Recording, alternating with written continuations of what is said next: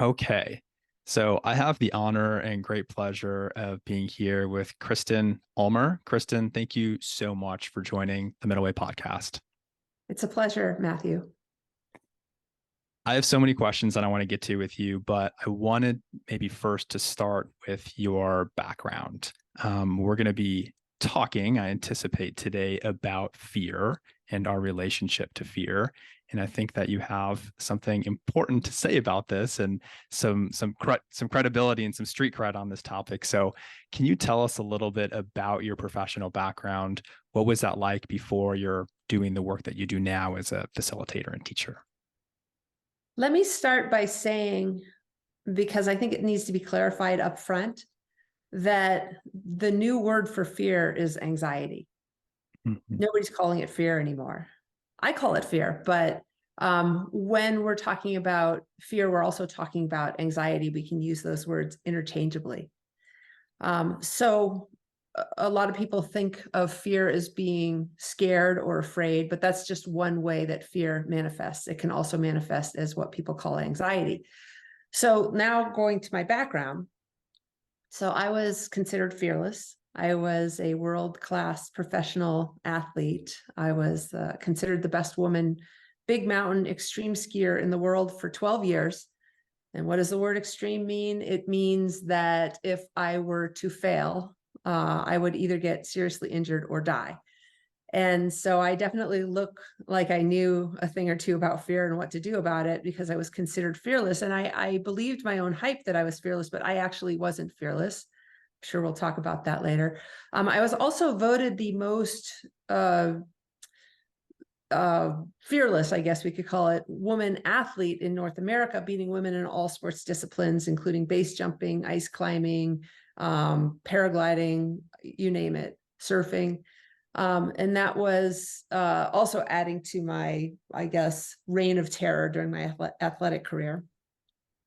So I don't believe that you learn from experience, you learn from reflecting on the experience. I retired in 2003 and I started studying Zen voraciously for the next 15 years.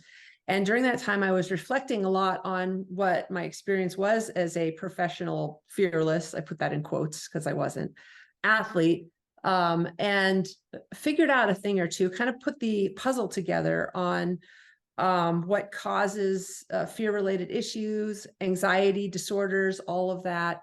And everything that I'm about to share with you and your audience is actually not my personal philosophy. I learned a technique when I was studying Zen called voice dialogue. And I have used it for the last 20 years to broker conversations between people and their fear. And using this voice dialogue, I've asked fear, like, why is it causing so many problems in humanity and in people's lives? And so everything that I teach now, I've gotten directly from those conversations and asking fear what it needs in order for it to calm down. So basically my background is three things: my athletic career, studying Zen, and then conversations with fear, helping me put the puzzle together, bringing this information to you all today. Mm. Well, I definitely want to dive into that model and your approach to working with fear and how you broker those conversations. I'm curious to hear a little bit more about what brought you to Zen after your career as a professional extreme sport athlete. What drew you there? And it sounds like you were really immersed in that practice for deeply for a long time, studying pretty diligently. When I was a professional skier, I remember more than once sitting on the chairlift or at the top of a mountain and looking at my skis and looking around me. I'm like, this is stupid. Like, what am I doing? This doesn't seem right to me. I realized that I was learning nothing about myself except for hedonism and the gratification of my massive ego and working through some pretty severe childhood issues through taking huge risks and getting a lot of attention for it. And I got to the end of my ski career. I actually went to Burning Man in 2003 for the first time. And I'm like, I'm wasting my life. And, at this point, I was super famous, making a ton of money. I had my own television show. I had 4 different monthly columns in 4 different ski magazines around the world as a writer. It's really hard to get a monthly column, much less 4. And I'm like, I'm not learning anything. I'm stagnant. I don't want to do this anymore. I came home and I quit and I started studying Zen they say that you don't find Zen, Zen finds you.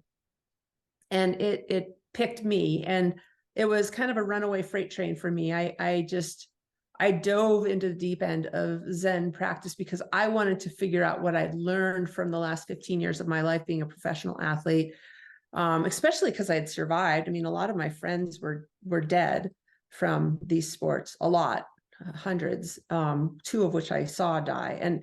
And I'd had 50 near-death experiences. Like there was just a lot of questions that I had about what I had learned and where I was going next. And I actually now feel like my ski career was only at this point a real life education on what to do about fear and anxiety and what not to do that you couldn't get studying about this stuff in college or learning from philosophers.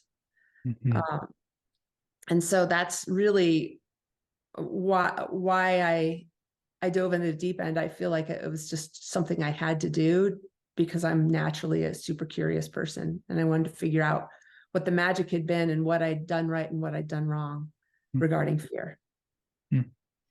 During that time, while you were doing these, extremely dangerous and risky and heroic feats, were you conscious of your relationship with fear at that time? Or was it more so when you started studying Zen and digesting these things that you really developed now this model that you use for working with fear? You must have had some relationship to it, and obviously a relationship maybe that most of us don't have naturally, but I'm just curious if you were like aware of it at the time or if this came afterwards. Both.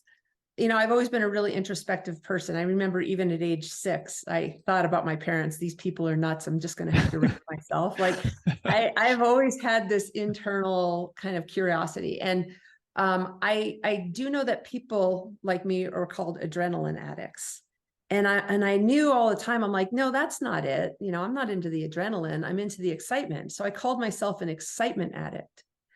And my book, The Art of Fear, was originally going to be called My Love Affair with Fear. And so I knew I was having a love affair with fear. I didn't know the depths to which it had reached, though.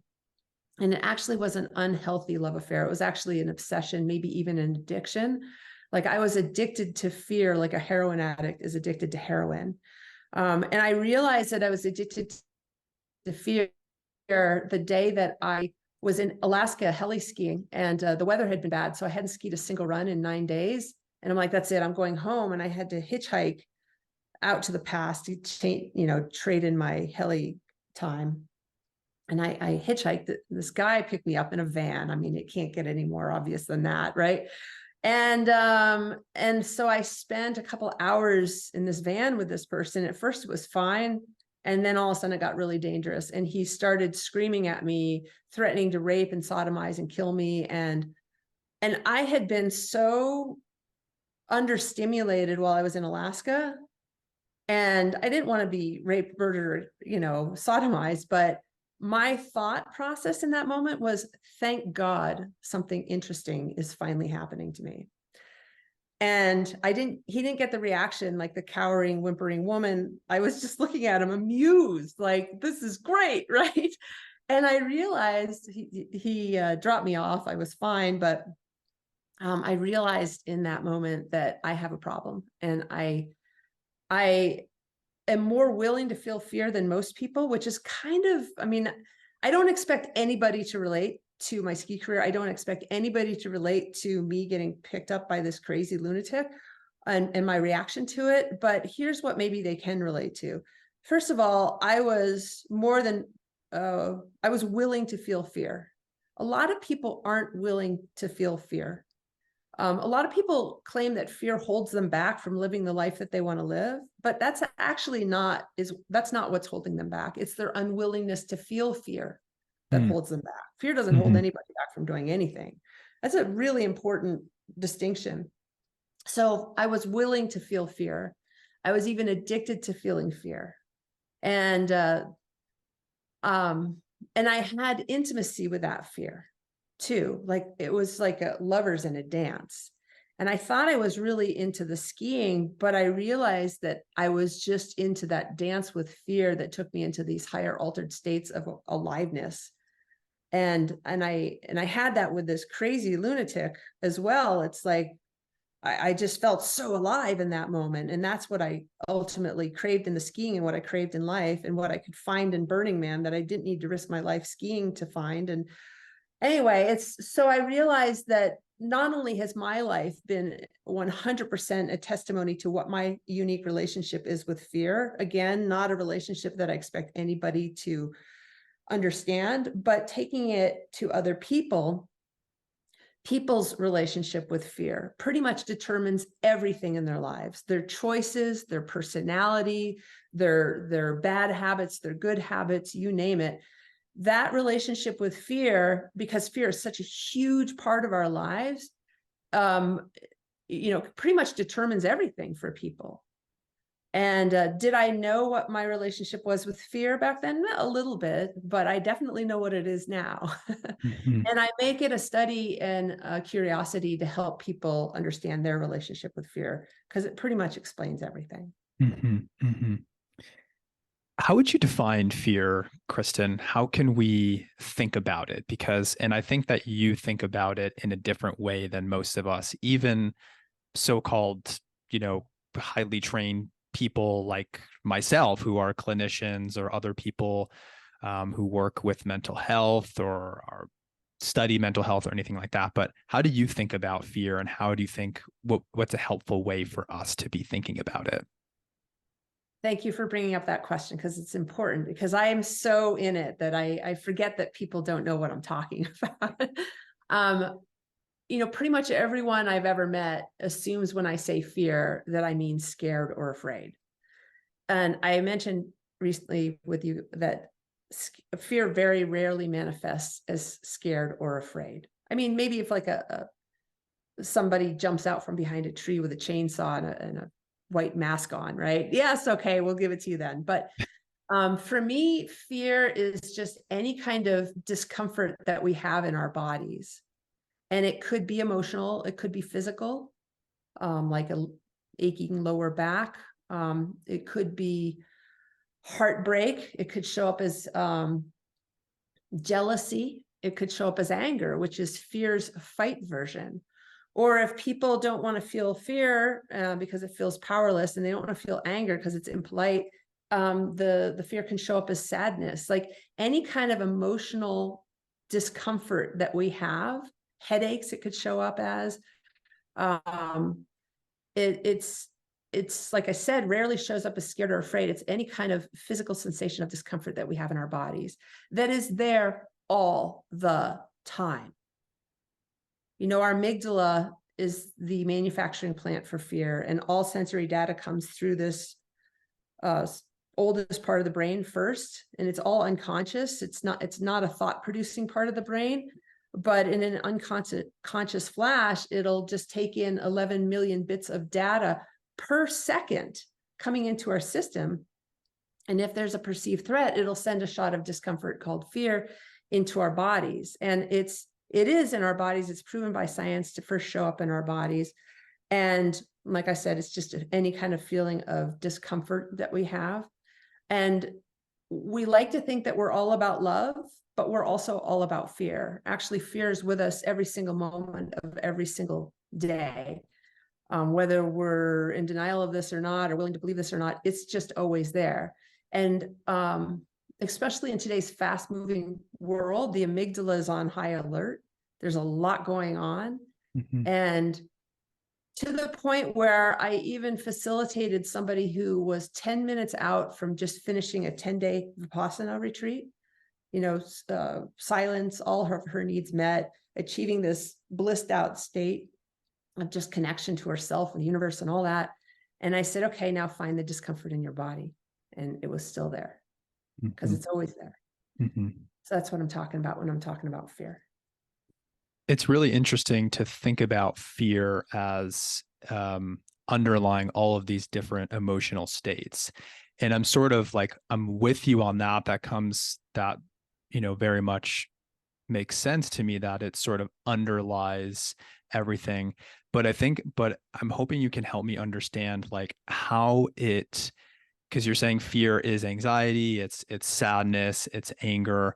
Can you help us understand how fear is manifesting as all of those things? Is it just that those are uncomfortable sensations in our body and fear is the thing that's allowing us to avoid those sensations? Or like how is fear kind of everything in the body? Well, it's my way of simplifying it. Any kind of discomfort that we have in our bodies, I'm just going to call fear. It's kind of I wrote about this in my book. It's like, let's say any kind of discomfort or like popsicles, and anger, is a red popsicle, but the fear is the ice. And then the red is kind of the flavoring of the popsicle, or the fear or the anger is the red food coloring or the flavor of it. It's said that life is made up of love and fear. And love is that amazing feeling that we have, and fear is that awful feeling that we have. So we have good feelings and we have awful feelings. And if you really dissect almost every single awful feeling we have and we break it down, we'll find that there's essential fear down in the deepest recesses of the ice that's making up that feeling. The generalized sense of discomfort, even if it's like lower back pain or a headache. If I were to say to somebody how much of that headache or that lower back pain is emotional, and I usually get the number 90%, and that even our physical aches and pains can be up to 90% just that discomfort called fear. That is, we don't even want to ask, why is it here? Why not? I mean, we're on this little blue marble hurling through space. Nobody knows what's going on. We're trying to limit fear by being certain about something, anything. So we look to science or ideology, and all is a way to limit fear. And next thing you know, because people get really locked in on these things that they have to believe in order to limit fear, everybody's acting all weird and fighting for what they believe in. And, we come in contact with difficult people all the time. There's just so much here. And if you really, really shine the light of consideration and on that reality, you'll see, of course, this is what is a huge part of life. And we also have the love. Don't want to discount that. But when we're trying to just get to love and be in denial of the fear, what gets lost, and what kind of people do we become in order to live in that kind of false reality? Mm-hmm. So I really see my job as getting people to wake up and realize the truth about the level of fear that we have in our lives. Mm-hmm. Yeah. I really like the analogy of the popsicle with the ice. And I'm really hoping to understand this, and maybe I'm intellectualizing it too much, but it feels really, really important. So the ice, almost like there's fear underneath everything. What is it that we're afraid of with these emotions? Or am I thinking about it the wrong way? Like, what is it that, I guess what it is, are we afraid of feeling the sadness? Is that where the fear comes in? Or how would you kind of describe that? If we were to dissect it, we could figure out what we're afraid of. Like, I just went through a bad breakup, and my fear usually manifests as either excitement, if it's something that I'm choosing to do, like give a speech or jump off a cliff, or my fear manifests, like, I've pretty much never felt scared or afraid in my life. But what I feel is upset or sad. Like when I'm feeling my fear, I just cry a lot. And so if I were to look beneath the surface of, well, what am I crying about with this breakup? I would see that, well, I'm afraid that I screwed this up. I'm afraid that I'm not lovable. I'm afraid that I'm going to die alone. I mean, I could go on for days about all the things that I'm afraid of, but I don't tend to intellectualize my discomfort. Mostly I just cry and feel upset and just feel it, be in flow with it, have intimacy with it so that I can kind of work through it. The only way out is through. And yes, we could dissect every uncomfortable feeling that we have, but then next thing you know, we're dealing with our emotions intellectually. And here's the thing about dealing with our fear intellectually. We're never going to be able to figure out, I'm never going to be able to figure out which of those 11 million bits of data per second coming in through my amygdala is causing the fear. I mean, it could have something to do with all of humanity's fear cosmically, cosmic fear that's, it's like the single drop of water contains the whole spring. So if I try to figure out, quote, what I'm afraid of with this difficult breakup, it's one way for me to not have to feel. And I'm never going to be able to figure it out. And herein lies the problem with our culture is there's book after book out there citing emotional intelligence as our ability to understand our emotions intellectually and manage and control them, and oddly, the emotions of others. So let's start with the first part, intellectually understand. I could intellectually understand what I'm afraid of during this painful breakup. And it's really new. It's only been a few days. And why I'm crying and all that. And I'm keeping a journal, like I am dissecting it, but how does that really serve me? How does that make me feel better? I think that we try to understand these things because if we can understand them, then we can somehow control them. Mm-hmm. But we may as well be trying to control the universe. So we're not going to be able to understand it, which of those 11 million bits of data per second is warranting in my case, sadness. And I'm never going to be able to control it. And it's like trying to control a river. Why would you want to? You can't. And so that kind of puts us in a place of top down dealing with our emotions intellectually and trying to control something that we can't control. And next thing you know, if I can't control it, then I'm going to start feeling bad about myself, like there's something wrong with me. And now instead of being upset about the loss of the boyfriend, I'm now upset about the fact that I can't seem to get this discomfort under control. And my friends are shaming me for feeling discomfort and fear shaming me by saying, oh, aren't you over him yet? Come on, girl, you got this. And it's like, what a mess.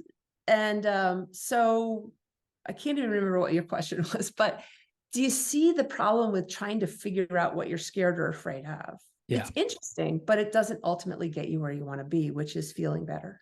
Yeah.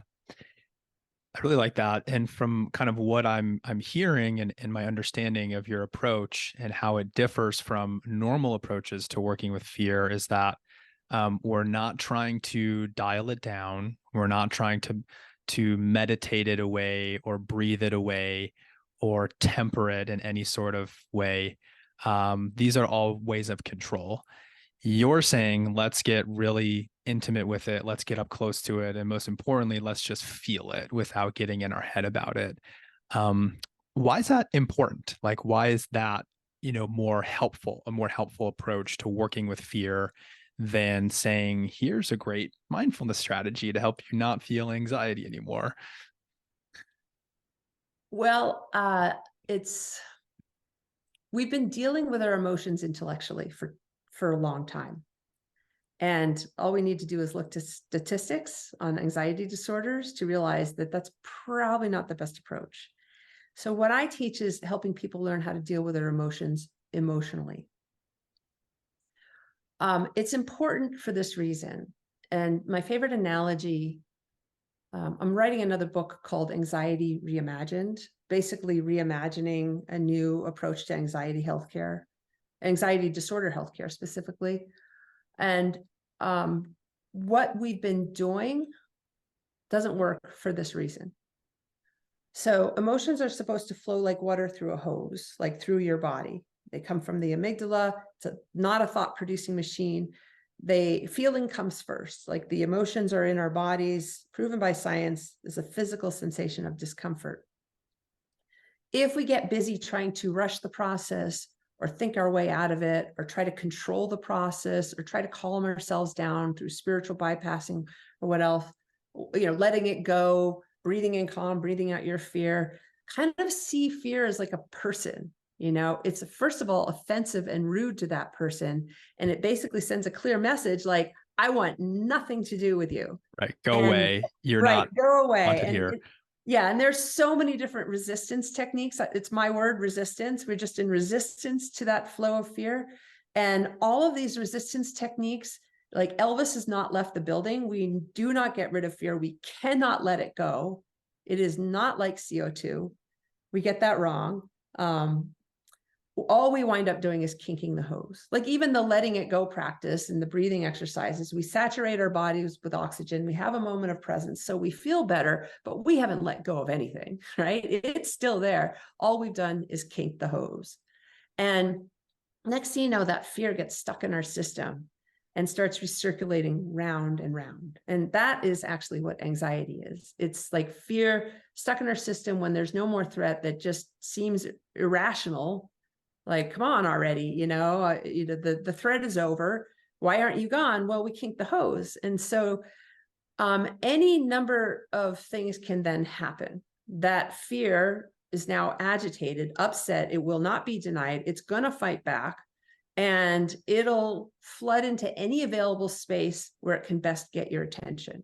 Maybe it'll show up as an exaggerated version of a self. It's in the form of an anxiety disorder, or it'll eventually explode at the cracks as a panic attack, or it'll flood into our thoughts, our mind. And next thing you know, it's waking you up in the middle of the night, like, pay attention to me, stop ignoring me. I'm going to turn up the dial until you get me out of this stuck place. Or the most interesting one, it'll show up redirected in other ways that don't even seem like fear at all. Now, I mentioned that sadness is how my fear manifests. That is not necessarily a sign that I've kinked the hose and now my fear is showing up as sadness. But if it's excessive and out of proportion to my life situation, that is a sign of kinking the hose. And so it could show up as excessive rage, externally directed, because the person doesn't want to feel their fear. Well, they have to feel something. And so fear or anger is fear's fight version. Some specialists even say the anger is not even an emotion. It's just fear's fight version.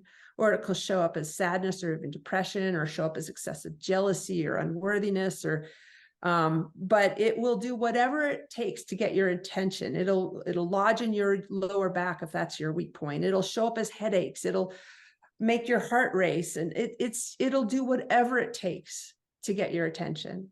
And that's why it's important that we deal with our emotions emotionally, so they don't flood into our thoughts and cause problems in these other ways. So that, and if we're dealing with them emotionally, like emotions, fear wants to be felt. Those don't want to be understood or rationalized away or controlled or fought or any of the things we're taught to do. If we can just learn how to go back to our roots, kind of like we see with animals, and learn how to feel it, then it's actually a very wise energy that helps us bring our A game to everything that we do. And then it just flows through a system like water through a hose. And then 10 to 90 seconds later, it's gone and it doesn't stay stuck there. That's why it's important to deal with our emotions emotionally instead of intellectually. Because the last thing I'll say, and this is a really big point, the biggest form of resistance to feeling fear that I see is being in our heads trying to understand and control our fear, which is what we are taught to do. It's not working. Time to try something new. When I was preparing for our interview, Kristen, one of the things that jumped out to me about what you're saying, or one of the things that I was noticing underneath everything you're saying, is this kind of axiom: what you resist persists. And I feel like that's essentially what you're saying here. And everything in my life experience agrees with that. Whether it's on an emotional level, on a physical level, it's almost like everything circles back to that. But as you say, it's really hard, at least for me not to get in my head about things. And all of a sudden now my mind is interfering with that process, taking away from my body. I'm probably do that better than anyone, just getting too wrapped up in my own head about those things. So, like, how do we unwind that process? How do you work with people to help to get more intimate with the raw, um, un, uh, yeah, just raw sensations and allowing them to flow? You know, the smarter we are and the more we've been rewarded for being smart, the harder it is to get in our bodies and learn how to feel again, isn't it? Um, you know, for the first step is to see it, to really see what your relationship is with fear. And especially the fear that's in your body long before it gets stuck there or invades your thoughts. There are so many different resistance patterns. 8 billion people on the planet, there's 8 billion different ways to resist feeling fear. And it's easy to see that somebody that drinks a lot of alcohol resists feeling fear, but it's harder to see it in the yogi who's choosing calm and joy every day. You know, that person is also resisting feeling fear. And so it's just a matter of really taking inventory. This is the first crucial step, and just discovering what one's patterns are. And that's what I do with clients. It's like, okay, I'm going to broker a conversation between you and your fear. And what would fear say about you? You know, would fear say, hey, Matthew ignores me. He's in his head so much, you know, he's just all about his intellect. And I'm like saying, hey, you know, I'm trying to, you know, maybe wake him up in the middle of the night, like have a conversation with him. I'm trying to, you know, he's maybe running away from relationships as a way to run away from me. Like, I have no idea. I have no idea No, what you're apps. You're yes, yes, and yes to all of it. No, I was recently interviewed because there was a bunch of shootings that occurred just by people ringing doorbells, and then the owner of the house comes out shooting, right? Like, what is that? I was interviewed for a newscast, and it's basically somebody that doesn't know how to handle their fear and blames other people for it.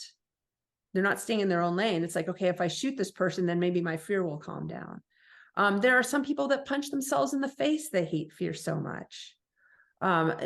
There are, I mean, there's first of all the resistance patterns, and then the result of the resistance patterns. And if somebody has a problem, and it doesn't matter what kind of problem it is in their life, the resistance to feeling fear either has something or everything to do with it. It could be emotional, it could be physical, it could be spiritual, you name it. And so the first way to look, the first place to look is, what is the biggest problem that I have in my life? And how is my relationship with fear related to this? Like somebody that doesn't ever take risks, the fear is not preventing them from taking the risks. Their unwillingness to feel fear is making them not take the risk. Mm-hmm. Somebody that has PTSD, the trauma doesn't cause the PTSD. Their unwillingness to feel the fear that comes from the trauma is what causes the PTSD. They're in a internal war against their fear, you know, fear like being a person, that is an unwinnable war. And they could devote their entire lives to that war against fear. Anyway, so the first thing is taking inventory about what our relationship is with fear. And I'll just pause here because I'm sure you have a million questions. Yeah, I do. And I'm trying to decide what direction to go because there are different directions. But the thing that feels top of mind right now is you were saying a little bit earlier how fear gets conditioned in childhood, and then we learn how to intellectualize it, how to avoid it, et cetera. Can you talk a little bit about that, like how that sort of programming gets installed within us and what that looks like or what that sounds like for most people? Yes, this is when I did that newscast, and they're like, well, what's the solution to these crazy people shooting people? You know, they didn't shoot people out of fear. They shot people because they were blaming people for their fear, rather than taking inventory in their own experiences. And then they asked me, well, what's the solution? And I didn't say this but I wish I had. I said a kind of a softer version of this. The solution is, I think that our generation is kind of lost. It really goes back to kids at this point. Like, can kids grow up and learn how to be in flow with their fear? And at this point, the answer is absolutely not. And here's why. Because of our predominant belief that emotional intelligence is our ability to control and manage our emotions and the emotions of others, the first time little Johnny says to dad or mom, "I'm afraid," what does dad say? There's nothing to be afraid of. Yeah. Yeah. It's okay, honey. It's okay, Yeah, it's all gonna be okay, or don't be scared. right. Yeah, basically saying to the fear, if we're personifying it, saying you shouldn't exist or you're wrong for existing. Exactly. And right there starts a potential 10, 20 years down the road anxiety disorder, Hmm. because that kid is going to start to mistrust his emotions and think that there's something wrong with him that he feels this. I call it fear shaming. We are fear shaming each other to the point where it's ruining our lives. It's like, it's as real as arms and legs. And imagine if you grew up thinking that there's something wrong with you, that you had arms and legs, you're going to have a self-esteem problem just right off the bat for just even having, in this case, fear. And you're going to start to question your body, the feelings in your body. You're going to question the nature of life itself, just because of normal and natural fear flowing through your body. And then teachers chime in, like, you can't let fear get the better of you, and you've got to put that out of your mind. And so there's other kids on the schoolyard that are conditioned to also be ashamed of their fear. And so if you show any kind of fear or sadness or anger, any kind of weakness, it's called, whatsoever, you get bullied or attacked or shamed by them as well. So it's like everybody's in on it: mom, dad, teachers. And then as you get older, self-help gurus are in it too, saying it's not even real. It's, you can make a choice to not have fear. That's ridiculous. No, you can't, right? Maybe for a moment or a day, but you've just picked a war against fear and set you up in a resistance pattern. And so it's like the whole world is in on fear shaming. And so we don't really have any choice. And people my generation were almost too cooked. Like, even what I teach, we recently went through a divorce, and fear shaming can be very subtle too. Like, you got this, you're going to be fine. Well, I wasn't fine. There was no support for me not feeling fine. Aren't you over it yet? It's been 2 years. I'm like, no, I'm not over it yet. This was devastating. It's like we just can't seem to support each other's emotional discomfort. All we do is shame them for it. Hmm. And right there is the reason why we are not in emotional flow. We are Hmm. fighting this mighty battle, trying to, the language, conquer and overcome our fear, turn that frown upside down. We don't do that. Anger will never solve anything. That's not true. Anger solves a lot of things, right?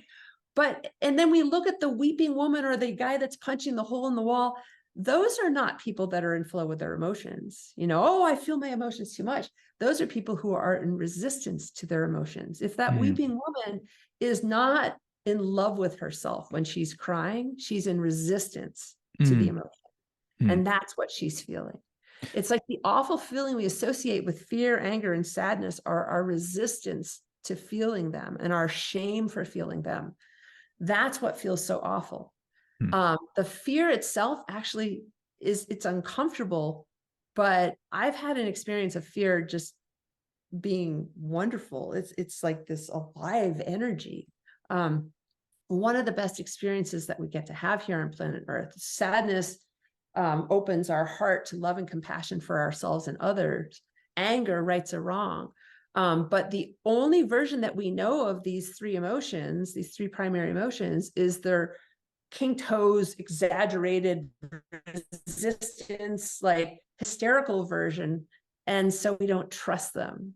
And so it's like cyclical. We don't trust them. And so we resist them more, which makes them fight back in weird, wacky ways, which makes us not trust them some more. And kind of everybody's in on the madness by shaming each other for even feeling these emotions, even joy. Tom Cruise jumps for joy onto his, I think it was on Oprah when he met Katie. Jumping on Anyway, the couch. Yeah. right. And he's like, oh my gosh, he's unstable. Like, even if we feel too much joy, like, no, no, no, no. And so that is what the problem is at this point. Hmm. It's really beautiful to think about being, I think you said, like in love with your sadness or in love with your feelings. And that to me feels like non-resistance, like everything is flowing. And in that type of state, that's how evolution happens. I think that's how growth happens. But typically we're just getting in the way of that and stymieing that natural evolutionary or growth process that wants to happen through us.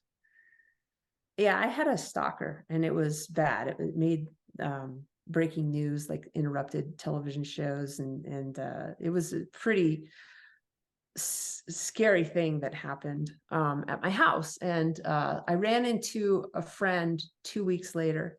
He said, "Oh, I saw in the news that somebody put a bunch of bombs around your house." Right? Is a good friend of mine, and he said, "How are you feeling?" And this person was a life coach by profession. And I said, "I'm really angry." And he said, "Oh, no, no, no, you shouldn't be angry. That'll eat you from the inside out. You need to find a way to forgiveness." I'm like, shut up. Right? Like, I didn't say shut up. I said, "Hey, please don't try to rush me through my emotions because they make you feel uncomfortable. They're here Mm-hmm. for a reason." Mm-hmm. I had to go to court. I mean, there's a lot of things that I had to deal with where my anger helped me right this wrong. Like, anger burns hot and fast and helps me fight the situation. And of course, beneath the anger was a lot of fear, of course. And it's like my fear and my anger were an important and healthy reaction to this incredible atrocity. And yet even a life coach was shaming me for it. And he wrote me later and apologized, because we know better. We know better. We know about spiritual bypassing. We laugh about this stuff on sitcoms like Serenity Now, and yet it's still taught. This is still taught to people with anxiety disorders. Choose calm, and the cognitive behavioral therapy for that matter too.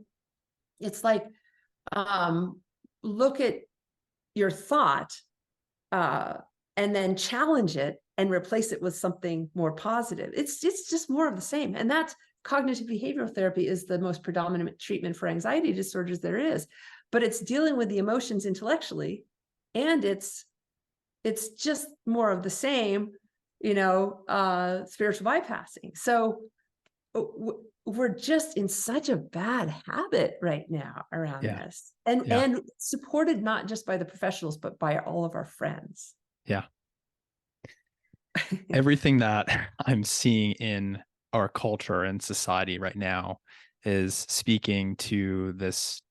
What you're illuminating for us is this limited bandwidth to tolerate our experience. And I think a lot of this has to do with technology and how our phones and social media are training our attention basically to distract ourselves and to reinforce any sort of escape from our experience as it is. I think it's very human for that to happen, but that process is being reinforced. And that, it seems like, is just a self-perpetuating positive feedback cycle where it creates more and more of this fear shaming or emotion shaming, or just trying to, soften or temper our emotions in some way. It doesn't seem like a very healthy recipe for us as human beings. It's also very hard to cope with, I think, given how plugged in we are to everything. And I think everyone's experiencing it in some way, some form or another. Sorry, go ahead. No, it's true. It's and we are all doing our best.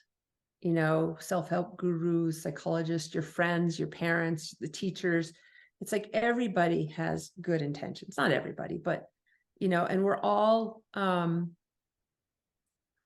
just bought into the belief that fear is something to be conquered and overcome and rationalized away. Mhm. And we've bought into the belief that it's an enemy. And based on that belief, our reaction to it is going to be what it is, which is resistance to it.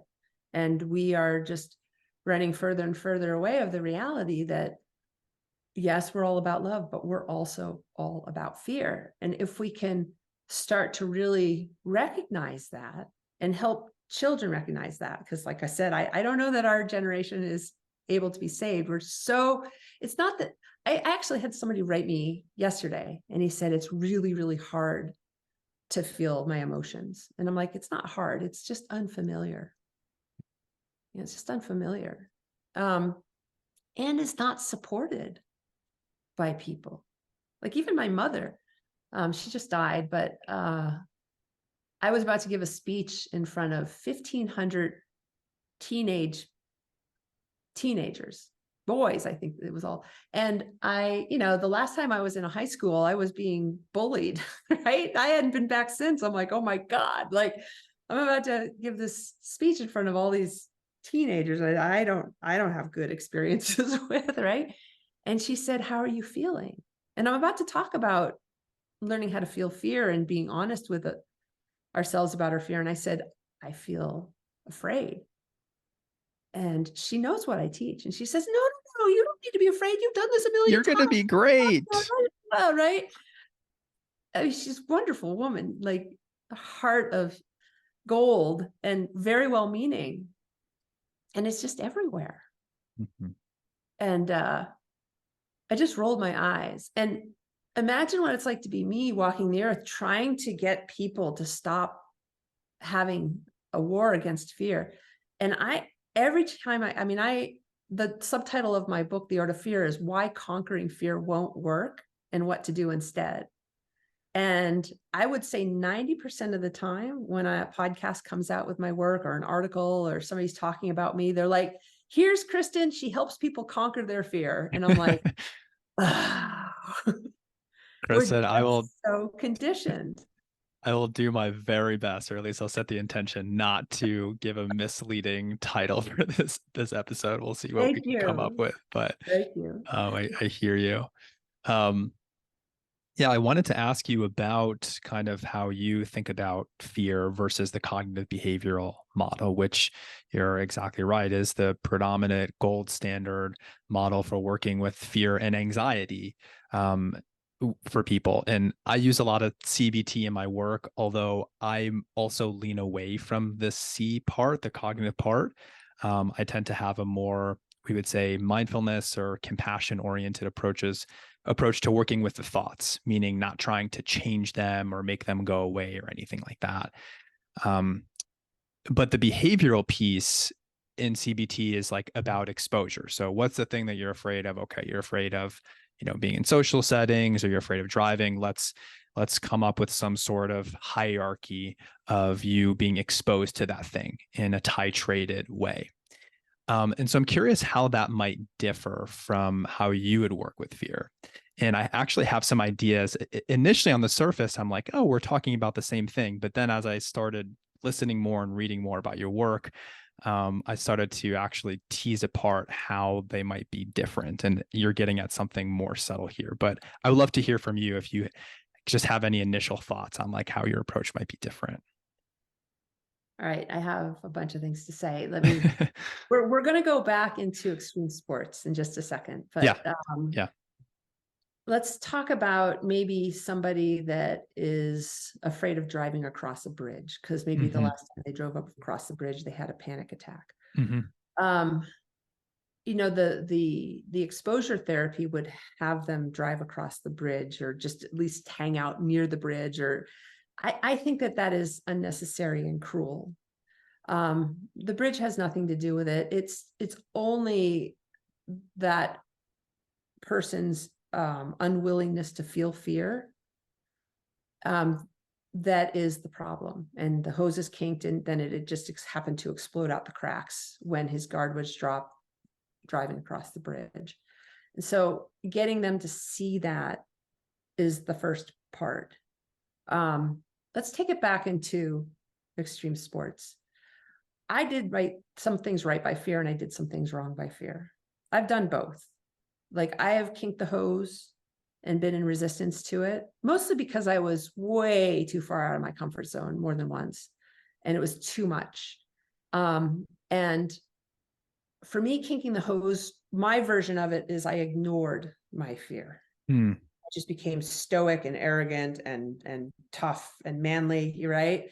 Like we imagine a fearless man to be, but they're just blank, warrior like, but the wrong kind of warrior. Like it wasn't like a samurai who's merging with their fear. It's a warrior who's like the military were trained to just be emotionless, even when a drill sergeant is yelling at you, just blank.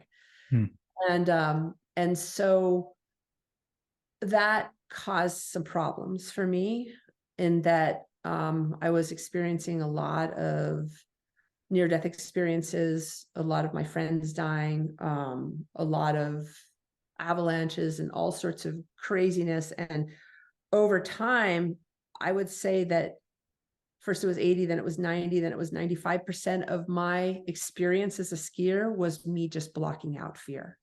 That's how I was spending all my energy. And I burned out because I didn't have much energy left for anything else. I started to resent skiing. I started to dread skiing. My central nervous system was slowly falling apart because the fear was just so trapped there, just agitated, going round and round. I became such a rigid person that I started to break. Landing these cliffs is really violent. And if you throw a tin can against a rock, it dents, it breaks. I wasn't like a slinky. And so I find that you can get away with resistance to fear for about 10 years tops, and then things start to go south. And for me, I had the PTSD, I had the burnout, and I started getting injured more and more. Those were my consequences for ignoring my fear. And if you look at somebody else, why do we see so much anxiety, so many anxiety disorders in teenagers? Well, if at age 4, dad first starts saying there's nothing to be afraid of, by age 14, you're going to have an anxiety disorder. And so 10 years tops is what I found before it starts to really, really be problematic in your life. Now, conversely, I also did some things right by fear.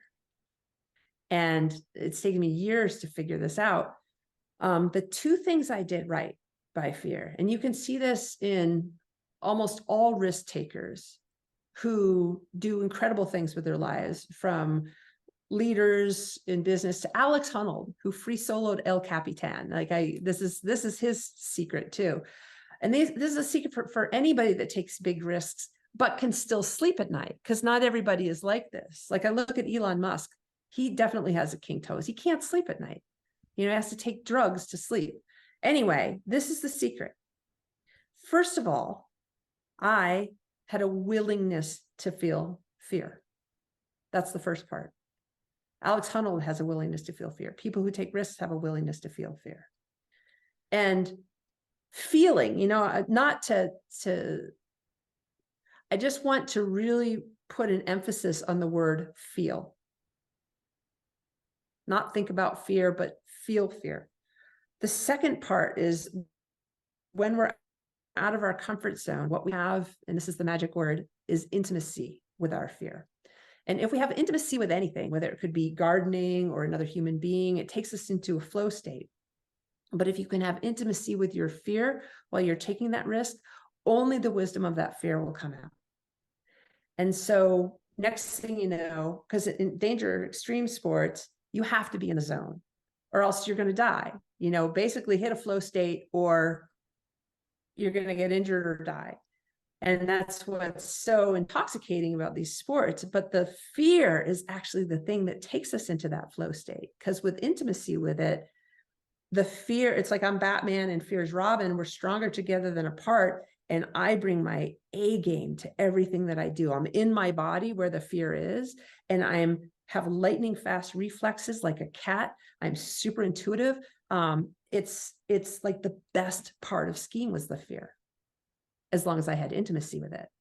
So I had what was a paradox.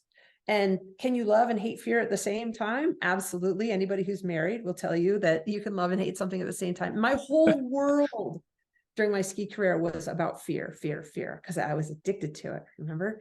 And that's what I was addicted to, not the skiing. And the things that I did right by fear made me the best in the world at my sport for an incredibly long time and kept me safe.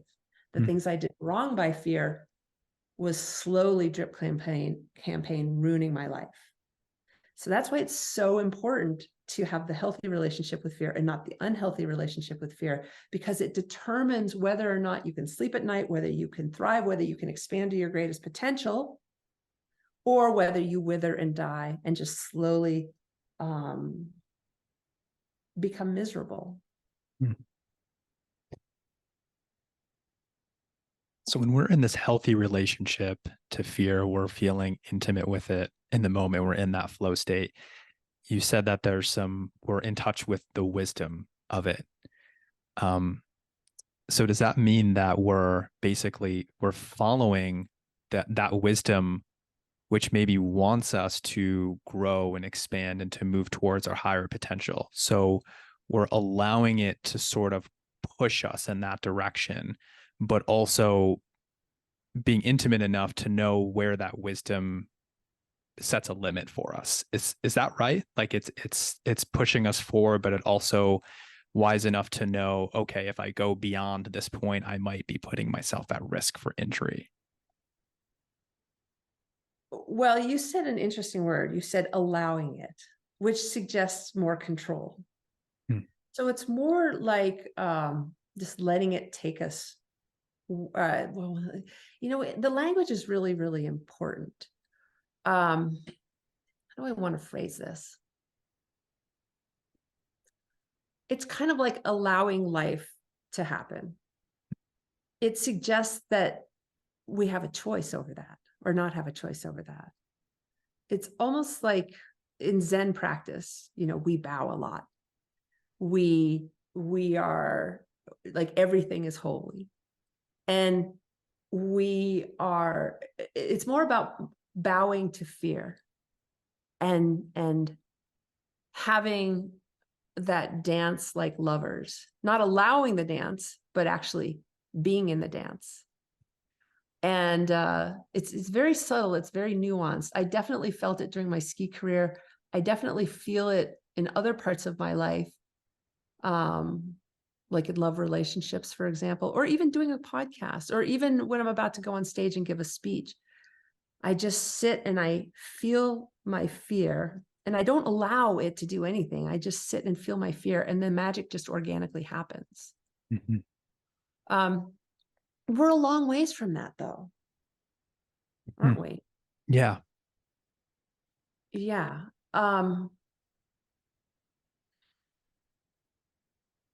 Let me just outline where fear comes from, and this will make more sense soon.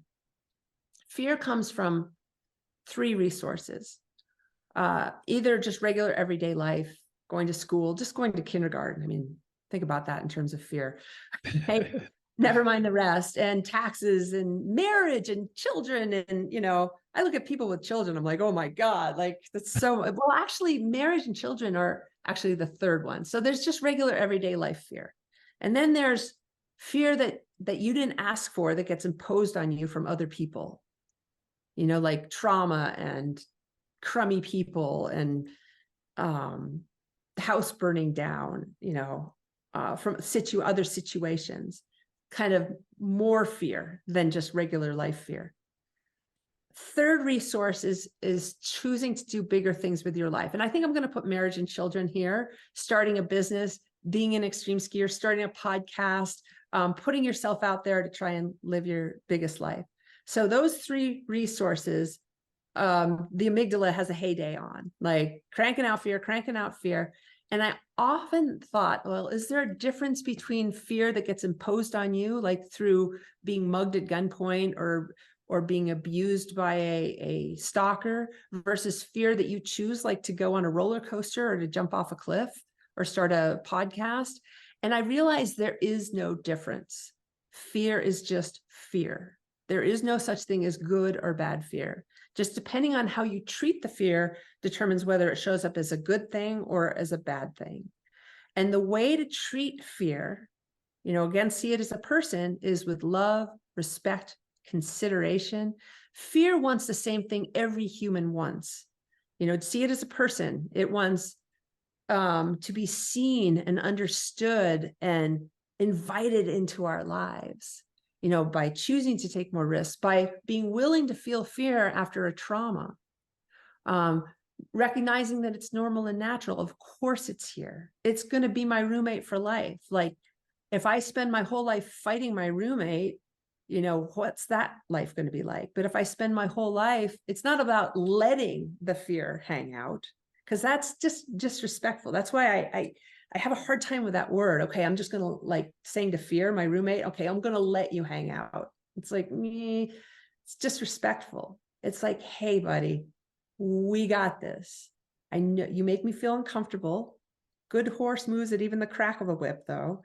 And next thing you know, we have this really symbiotic relationship, and it's really clear whether I should jump off this cliff or not jump off this cliff, because fear is here advising me. Fear is not preventing me from jumping off the cliff, but it's like, hey, looks like a flat landing. I'm like, thanks. Yeah, you're right. Maybe I'm not going to jump off the cliff. Or, ooh, looks good to go, right? Okay. I have more fear of not jumping off the cliff than of jumping off the cliff. So I jump off the cliff. It's with us every single moment of every decision we make. But when you have that healthy flowing relationship, it's like having a best friend. It's really, really clear what the wisdom is. And you make really smart, intuitive, on point choices every time because of the nature of the relationship. Thank you for clarifying that. I mean, it's a different way of existing with it. And I think the personification piece is so helpful, because I hear what you're saying. And in the language, it does point to a subtle but powerful difference in how we're relating to it. On the one hand, it's like, this is how I'm going to, not manipulate, but there's a separation between you and fear. And it's like, I'm the dominant one, and fear is my whatever, my slave or whatever. Yeah, we're not. We're its little bitch, not the other way Yeah, around. yeah, exactly. Exactly. Oh, that's really helpful. And I just feel like it just makes me think about, like, just how much wisdom is there with us all of the time that we're not in control of. And if we want to get really kind of meta or woo about it, like, there's just so much wisdom from the universe that's with us if we sort of get out of its way. And I don't, maybe I'm using that language again, but like, there's something more powerful there. And the self of, like, that concrete self, um, that wants to be at the center of the story, seems to get in the way of that. Almost, if we can step out of the way and allow that to come through, something very cool happens. Right. And you asked for practical tips. And the first one I said was, you got to get to know your relationship with fear. Mm-hmm. It's a big deal. It's with us all the time, even after a 10-day Vipassana retreat. It's still there saying, hey. And I'm going to outline it into 4 levels. And I feel like if you want to have a healthier relationship with fear, it's a journey to move up the levels. And I'm going to start with the worst one first, which is resistance. That's Mm-hmm. my word.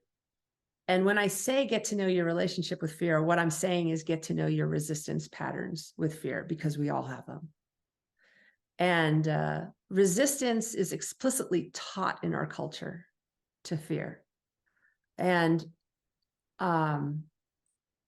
if you have an excessive behavior in your life, like shopping, excessive eating, excessive alcohol, excessive being busy, excessive being in your head, which is the biggest form of resistance to feeling fear that I see, then that is a sign of your relationship with fear. It's your resistance pattern. Now, being in your head or going shopping or cleaning the house or drinking alcohol, those are not a signs of resistance to fear. But if it's excessive, that's a sign of resisting fear. Overanalyzing. I mean, I have a list of things that we do rather than feel our fear that I think I'm at about 120 and counting. There's so many different ways to resist fear. So getting to know that pattern is the first step towards changing it. The second level is acceptance. And a lot of great psychologists are starting to teach acceptance of fear. It's normal and natural. We don't want to resist it because then it'll persist. You want to learn how to feel it. But with level 2, too often comes the dreaded comma after that. You want to feel your fear, comma, but you don't want to let it get the better of you. You want to let it go, and boom, we ricochet right back to resistance. And so it's a contradictory message. I used to subscribe to the Oprah magazine, and they would literally have contradictions on, you need to feel all your feelings, and the next day you can't, you got to let this go. And on the next page, and it was like that page after page after page after page, the contradiction of ricocheting us back right to level 1. So acceptance is part of the journey. And acceptance is good for heady people because then they can intellectually at least understand something. Like if somebody's listening to this podcast and intellectually learning something about themselves and their relationship with fear, and that fear is actually a good thing, like that's level 2, but they're still not at level 3, which is feeling it. Mm. Now, once we start to feel our fear, because we don't really know how to do this, level 3, feel, because that's what emotions want. They want to be felt. Most people get down to the business of feeling their resistance to the emotions. I don't want to feel this.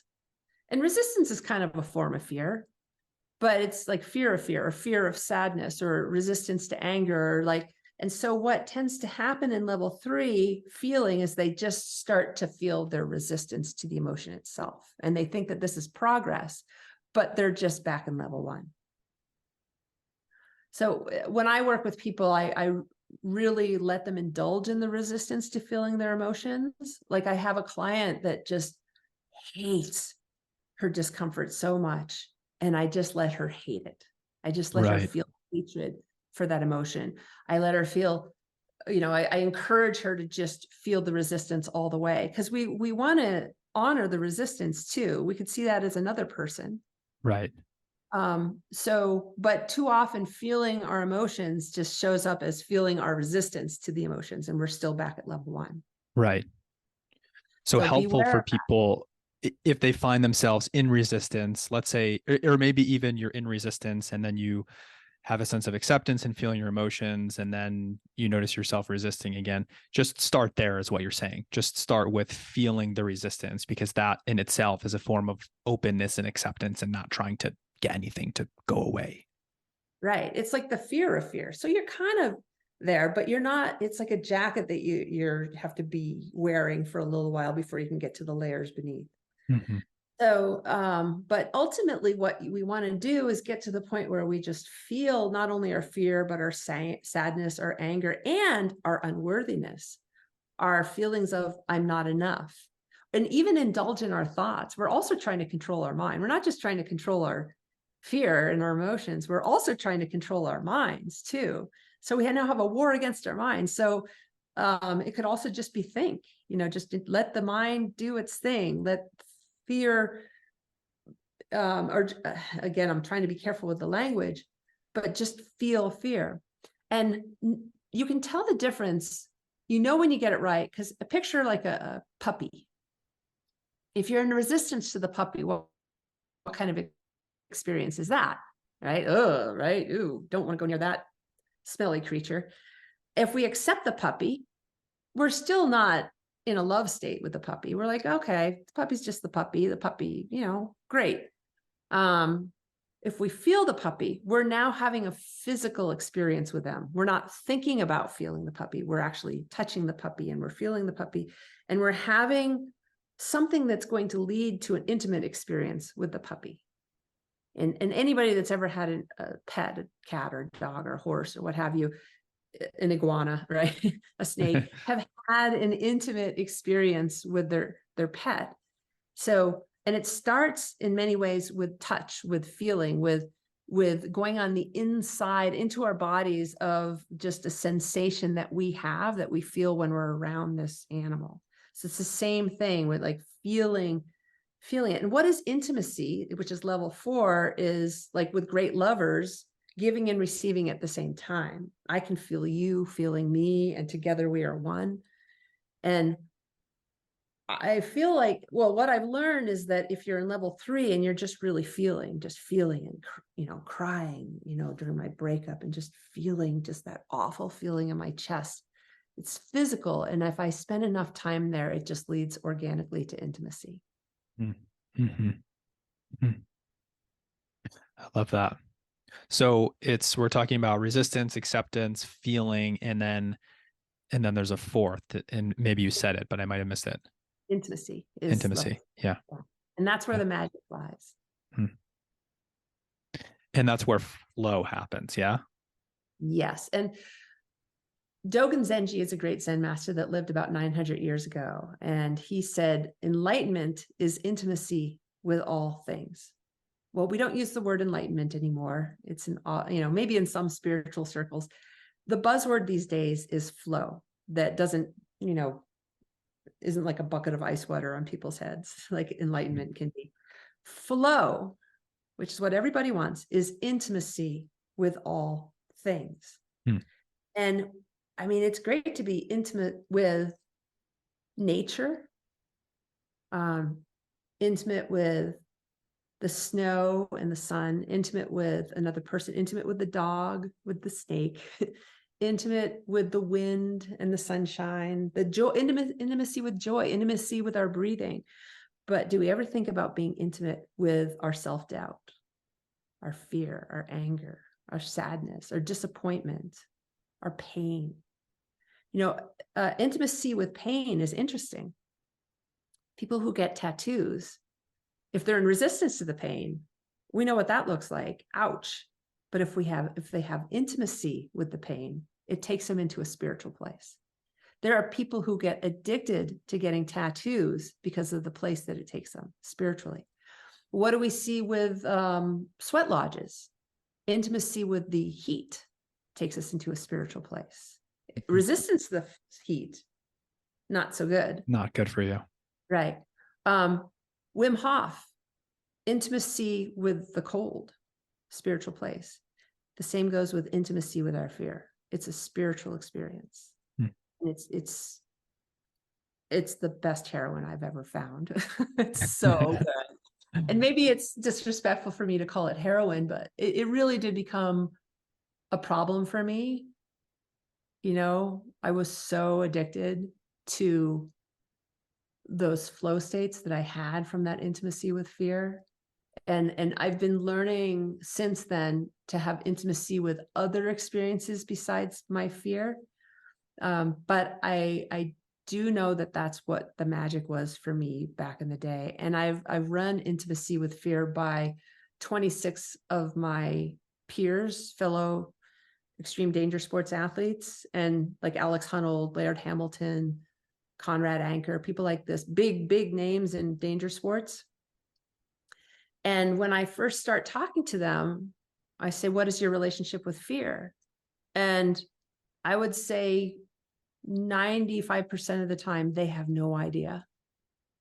These are the poster children for what to do about fear. They have no idea. And when I explained intimacy with fear, that's the magic. Almost all of them shook their heads. Yes, that's it. So hard, I thought they were going to break their necks. Like that is the secret to people who do incredible things with their lives and can still sleep at night. And that is the secret to resolving an anxiety disorder. It's a secret to sleeping better at night. It's the secret to being real, raw, and honest with ourselves about who we are as human beings, and coming into form as our greatest potential on this planet, not despite the fear, but because of the fear. Kristen, you've talked about how you help to broker these conversations between people and their fear. Where does that come in this process of getting intimate with fear? Does that come in at the beginning? Does that come in once we're starting to actually feel the fear in our body? And what do those conversations sound like? With every client I work with, I start by brokering a conversation between them and their fear. I actually started out as a mindset sports coach, and everyone that came to me, whatever the problem was, I found that helping them have a better relationship with fear solved it, not just athletically, but when I started working with people that weren't athletes, it didn't matter what it was, chronic UTIs, fighting with their husband, like it didn't matter what the problem was. A better relationship with fear either completely solve the problem or 90% solve the problem. And so how I do that is using voice dialogue. I will ask to speak to their voice of fear. And fear will use their mind, their brain, their mouth in order to communicate with me. And I'll ask fear questions like, hey, where do you live in Matthew's body?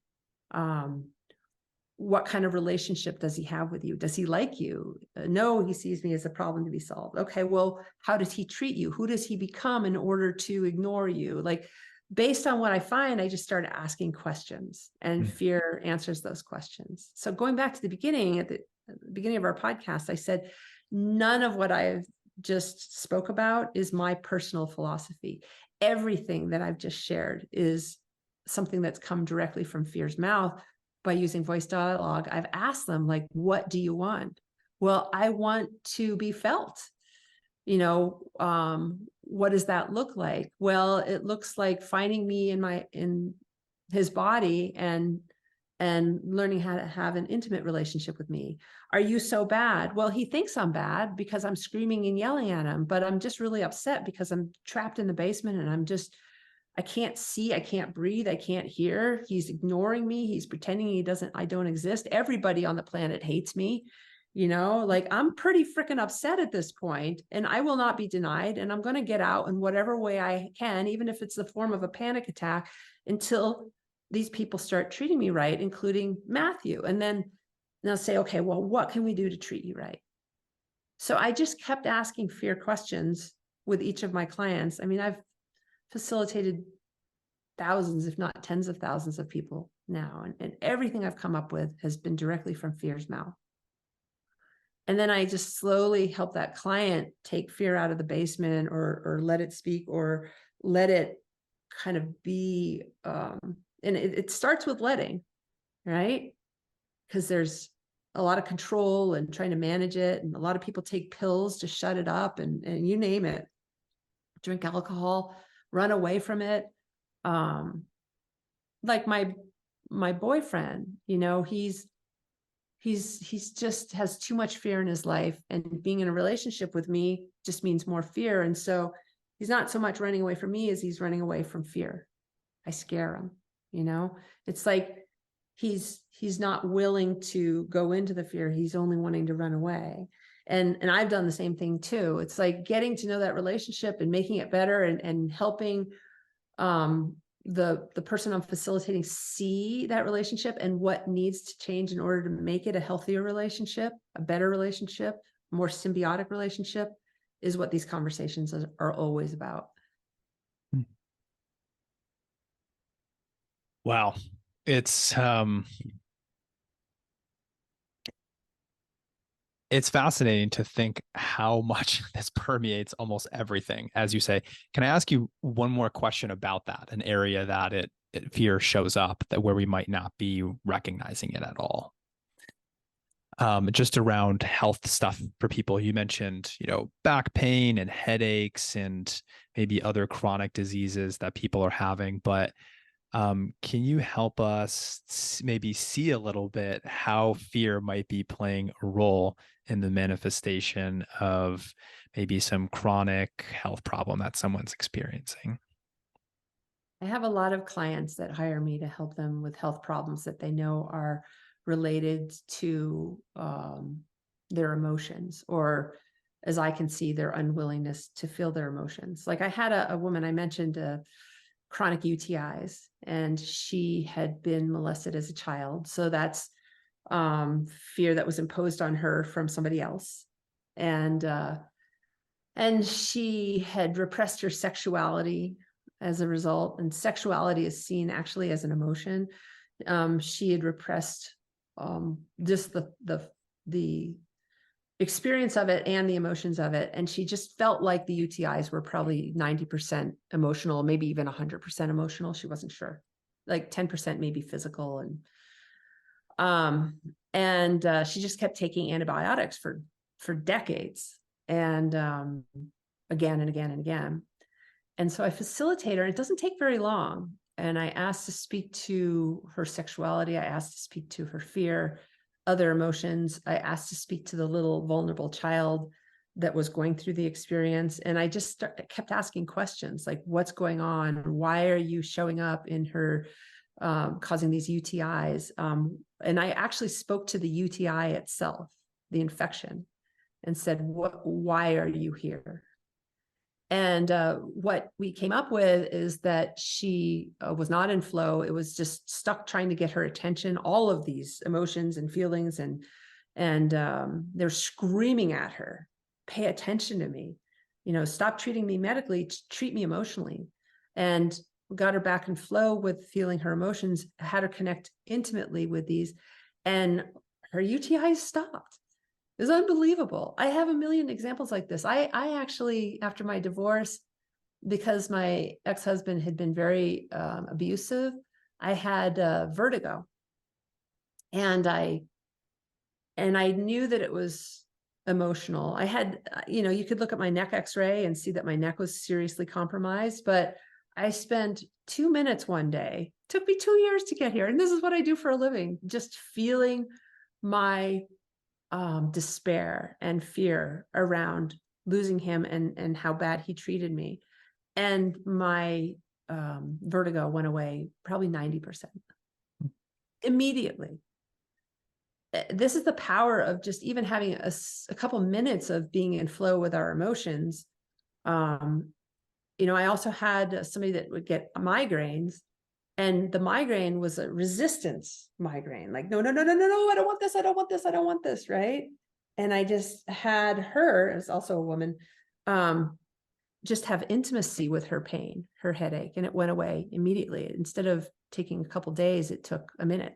So when you, instead of resist the thing, either the pain or the thing that's the emotion that's part of the pain, the pain of the emotion, and shift. It's very counterintuitive though, and shift into that intimacy, the feeling it and intimacy with it. It is unbelievable how fast things that are resistance based start to heal.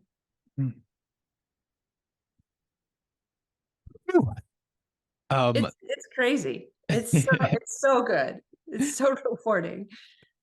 So someone's listening to this and they're like, yes, like this makes like so much sense. And this resonates with me. This is the direction that I want to move in, getting more intimate with my fear. What's the first little baby step that you would recommend? What's something that just someone could start inching into that direction that they could start doing, immediately? Well, the 4 levels. First, resistance, understand your resistance patterns. Like I was talking about before, like really hunker down, getting to know them. And I won't even give you that as the start baby step. That is the baby step. That is the first step. It's no small thing though. It's basically unraveling the entirety of your patterns, your personality, and your life, because your relationship with fear pretty much determines everything, including your level of risk taking or intolerance to risk. So get to know those patterns. The second thing is moving up the levels, acceptance, like really acknowledging and keep in mind the roommate. Like, okay, I know you're here. You're normal and natural. I'm not going to get rid of you. I can't get rid of you. I can't let you go. I can't breathe you away. I can't replace you with calm. You're here with me for life, like taking a real raw inventory on the role that fear plays in our lives is the next step. The third step is, how do you have a great relationship with anyone? Well, you give it some respect and consideration and take some time to get to know it. And emotions want to be felt. You learn how to feel it. And how you do that is you close your eyes and you go into your body and you look for any kind of discomfort, even if it's lower back pain or tension in your shoulders. It could be feeling more emotional, could be hurt. Don't get caught up on the word fear. Just any kind of feeling of discomfort in your body, find it. Could be in your mind, could be in your thoughts. Fear may just be in your head all the time because you're in your head all the time. That's where it's now living in order to get your attention. So just notice where it lives and then just start to connect with it. If it's thoughts, think the thoughts. If it's a feeling, feel the feeling. And always know that it's intimacy that you're going for. And don't overthink intimacy. You know it when you feel it. You know, we've all had an experience of intimacy with a piece of cheesecake or the wind on a summer day or intimacy with a dog. We know how to do this. You can't understand this. This is like when you're having the best sex of your life, you don't stop and say, well, wait a second, I need to figure out what's going on here. I need to take notes. No, you lose the experience, right? You just gotta be in it.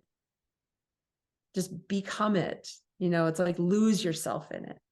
And you know when you got it right. And that's the how to get there, basically. I love it. I love it. Kristen, thank you so much for sharing all of this wisdom. And I don't even want to say, I mean, it's knowledge, but it's more than that. I think people hopefully absorb this not just on an intellectual level, but on a body level. Maybe even while they were listening to this conversation, started to feel a little bit more intimate with their body sensations. So thank you so much for holding space and being a facilitator for that during our conversation. Where else can people find you, follow your work, or is there anything else coming up? I know you're giving a talk in September in New York, but how can people keep track of you and what you're up to? KristenUlmer.com. On my homepage, I have a free fear and anxiety assessment that will help you get to know your relationship with fear. It's 20 questions. It's super fascinating. You'll have insights just taking the test, and then you'll get really practical tips after taking that test. Reach out to me, check out my work. You know, it's all over. I have a Art of Anxiety workshop coming up September 8th through 10th. I think, I don't know if this will come out before then, but that's the best thing I do. It's in Salt Lake City, Utah. Come find me. Awesome. Awesome. Fantastic. Thank you again, Kristen. Really, really appreciate you. And I also just wanted to call out and name just all of your authenticity that you bring into this conversation and honesty and everything. It's definitely appreciated and really helps to get the message across to people. So thank you for showing up as you. And it's scary. Exactly. Well, who But better here's to my model thing, that? right? Yeah.